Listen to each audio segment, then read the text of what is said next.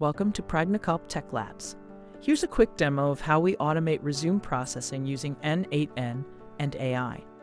This is our resume automation AI agent built using n8n. Let's walk you through how it works.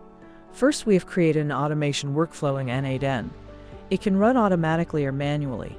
In active state, the workflow regularly checks Gmail for events, and in inactive state, we need to execute the workflow manually. For this demo, we'll keep it inactive and trigger it manually. Now, let's go to Gmail and send a new email. We'll attach a sample resume in PDF format and hit send.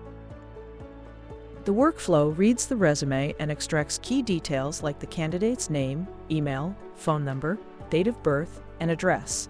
Once extracted, the data is added directly into a Google Sheet. Let's go back to the workflow and run it manually. The flow starts, picks the new email, and processes the resume. The workflow executed successfully. Let's check our Google Sheet. As you can see, the candidate's information has been added successfully.